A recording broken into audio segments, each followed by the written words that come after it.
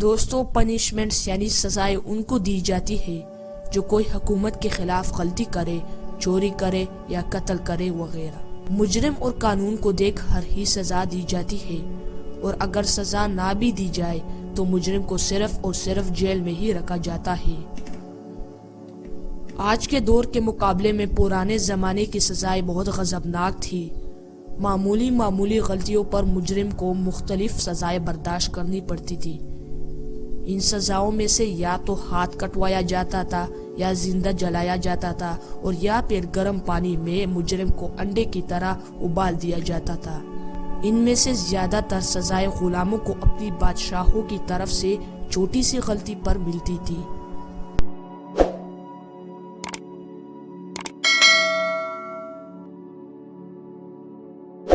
Vaping, یہ سزا عام طور پر امریکہ میں غلاموں کو دی جاتی تھی، جن میں بوڑھے بچے اور حاملہ خواتین کو دی جاتی تھی۔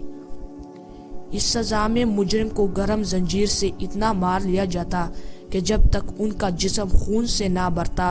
اکثر بادشاہ تو مجرم کو زنجیر سے اتنا مار لیتے کہ مجرم مر جاتا۔ کئی بادشاہ تو ان کو مارنے کے بعد ان زخم پر نمک ڈال لیتے تاکہ مجرم کو زیادہ تکلیف پہنچے، اور اکثر قیدی میں بادشاہ اس زنجیر سے بنائے گئے زخموں کو گرم پتھروں کے ساتھ رگڑ لیتے۔ کہا جاتا ہے کہ اس سزا کے دوران مجرم اتنا چیخ لیتا کہ ان کے گلے سے خون نکل آتا۔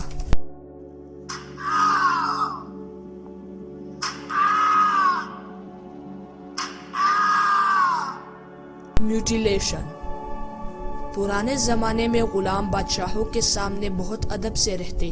غلام ہر مشکل حالت میں بادشاہ کی خدمت میں حاضر رہتے، لیکن اگر ذرا سی بھی بادشاہ کے کمرے کی صفائی رہتی یا بادشاہ کے سامنے اونچے آواز میں بولتے تو بادشاہ سیدھا غلام کا ہاتھ، انگلی یا پھر پیر کاٹتا۔ پرانے زمانے کے بادشاہ اپنے غلاموں کے درمیان لڑائی کرواتے، اور جو بھی ہار جاتا تو ان کو ہاتھ سے محروم کر دیتے۔ کئی جگہوں میں مجرم کا کان کاٹتے اور یا پھر ان سے آنکھیں نکالتے۔ ان مجرموں کا علاج بھی نہ کرتے، اس وجہ سے زیادہ تر مجرم انفیکشن یا پھر خون کی کمی کی وجہ سے مر جاتے۔ پبلک برننگ، سزائیں اکثر عوام کے سامنے ہی ہوتی تاکہ دوسرے لوگ اور خاص طور پر غلام اس سے سبق حاصل کرے اور کوئی غلطی نہ کرے۔ اس زمانے میں مجرم کو معمولی غلطی پر لوگوں کے سامنے جلا دیا جاتا۔ آس پاس کے رہنے والے لوگ اس جلانے والے آدمی یا عورت کو انجوائے کرتے۔ اس سزا میں مجرم جلنے سے پہلے ہی خوف اور ڈر سے مر جاتا۔ لنچی، یہ سزا چائنا کی تاریخ کی سخت ترین سزا تھی۔ یہ سزا ان کو دی جاتی جو کسی کو قتل کر لیتا۔ اس سزا میں مجرم کو لٹکا دیا جاتا اور مجرم کے جسم کو ٹکڑوں میں کر کے اس سے سارے آرگنز باہر نکالتے۔ قانون ہی ایسا تھا کہ مجرم کے جسم کو 3000 ٹکڑوں میں کرتے۔ پنشمنٹ بائی ایلیفینٹ، اس سزا میں مجرموں کو ہاتھی کے ذریعے سزا دی جاتی تھی۔ جیسا کہ ہاتھی ایک بھاری جانور ہے، مجرم کا سر ہاتھی کے پاؤں سے توڑ دیا جاتا۔